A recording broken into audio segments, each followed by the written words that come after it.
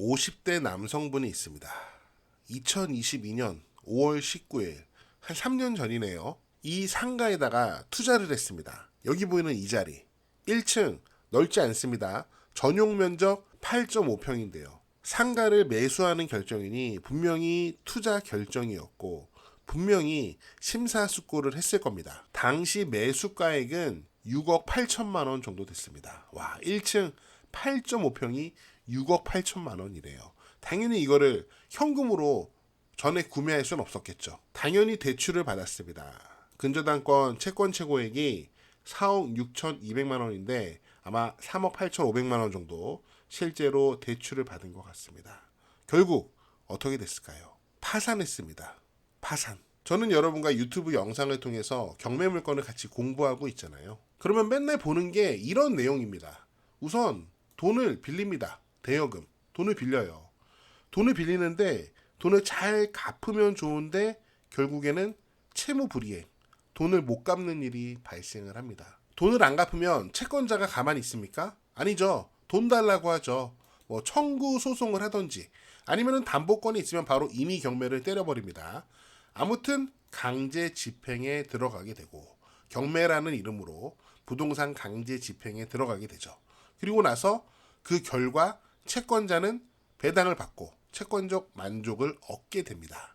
모든 경매 사건에는 이런 일련의 과정이 보여요. 이 일련의 과정 속에서 이 채무불이행, 돈을 갚지 못하는 순간, 그러니까 자기가 돈을 빌렸지만 그 돈을 감당하지 못하는 순간, 이 순간에 파산자가 되는 길로 가는 것 같습니다. 상가뿐만 아니라 살던 집까지 모두 경매를 통해서 처분을 하게 됩니다. 파산을 했으니까 모든 재산을 다 처분을 하는 거예요.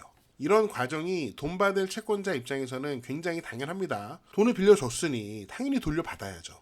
하지만 현재 파산 절차이기 때문에 모두 다 돌려받지 못할 가능성도 있습니다. 반대로 파산자 입장에서 보면은 자신이 돈을 빌린 것 그리고 자신의 결정에 대해서 책임지는 것은 당연히 맞긴 한데 자신의 나이와 자신의 처한 상황을 고려하면 굉장히 후회스럽고 미래가 굉장히 암담하다는 거죠.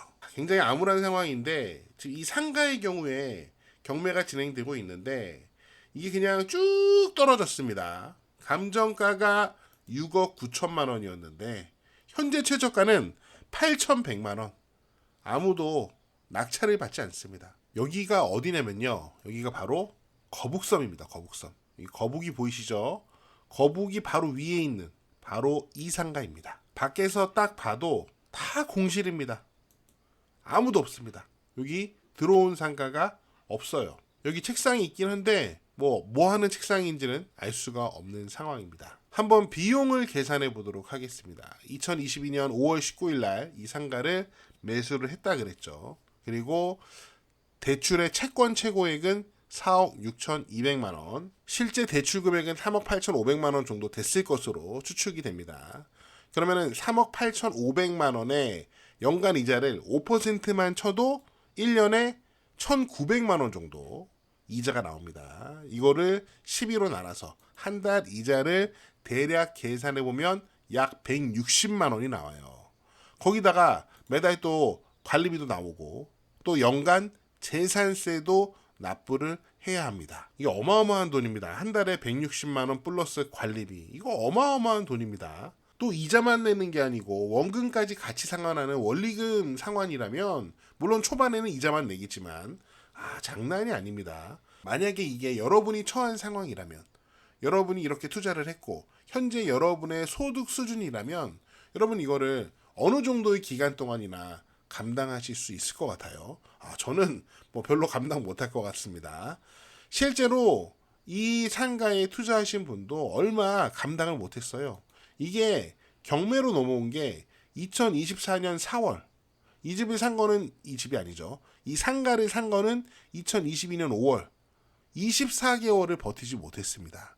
이게 이미 경매도 이제 연체하고 몇 달 있다 들어온 거니까 거의 1년 6개월 정도밖에 버티지 못했던 것 같습니다. 원래 살고 있던 아파트에도 대출이 상당히 많이 있습니다. 물론 중복되는 것도 있는 것으로 보이는데 채권 합계액이 6억 6,500만 원 정도 된다고 합니다. 대략 6억만 잡아도 연 5% 이율이 연간 이자만 3천만 원입니다. 그러면은 월 이자만 250만 원.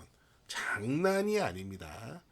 지금 이 아파트의 등기를 살펴보니까 2022년 5월 18일 날 채권 최고의 2억 4천만 원 대출받은 것을 확인할 수 있는데요. 지금 날짜를 보니까 상가를 구매하기 전날 또 집을 담보로 대출을 받은 거네요.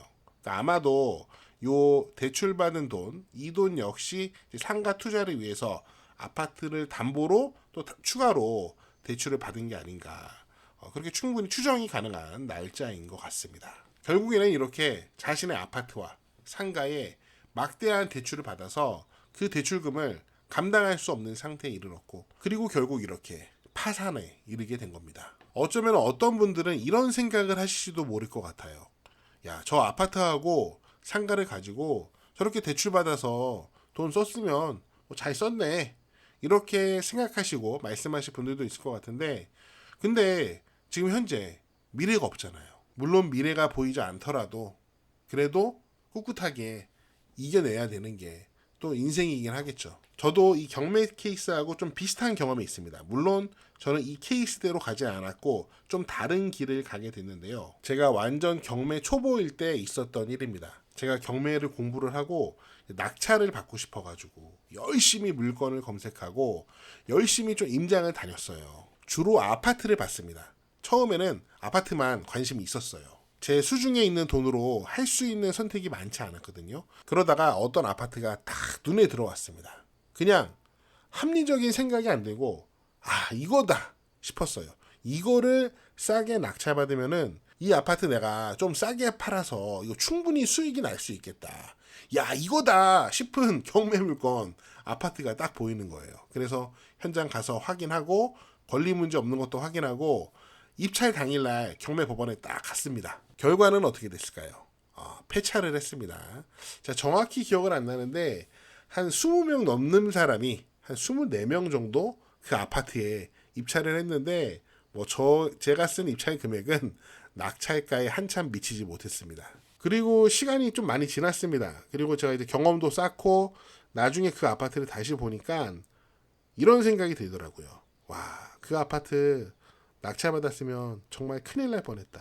제가 경험을 좀 쌓고 관점을 갖게 된 다음에 그 아파트를 다시 보니까 그 아파트는 너무 안 좋은 아파트였던 거예요. 그런데 제가 완전 초보였을 때는 그런 객관적으로 아파트가 안 보이더라고요. 그냥 이거 싸다, 요거 어쩌면 싸게 낙찰받아서 내가 팔면은 수익이 날 수 있겠다, 그 생각에 매몰이 돼가지고 그냥 그거밖에 안 보이더라고요.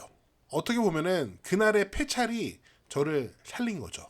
아무튼 투자 결정은 굉장히 신중해야 될 것 같고요. 또 자신이 감당할 수 있는 범위 내에서 하는 게 좋지 않을까 하는 생각을 이런 경매 사건을 보면서, 저는 매일 경매 사건을 보고 있지만 그런 생각을 계속 하게 됩니다. 그리고 이렇게 돈과 관련된 어떤 이런 사이클은 우리가 경매에서만 보는 게 아니고 우리 경제 활동에 늘 있는 요소잖아요. 그래서 이제 저는 경매 물건을 볼 때마다 그런 생각을 해요. 감당하지 못하는 순간이 오게 만들지 말자. 저는 스스로에게 항상 말하는 게, 시초나 네 수준에 맞춰 살아. 너 안 그러면 파산해. 그런 얘기를 저 스스로한테 많이 하는 편입니다. 네, 제가 오늘 준비한 내용은 여기까지고요. 여러분은 어떻게 보셨는지 여러분의 다양한 의견을 댓글로 남겨주세요. 저는 다음 영상에서 더 재미있고 유익한 내용으로 돌아오겠습니다. 여러분, 시촌 어게인!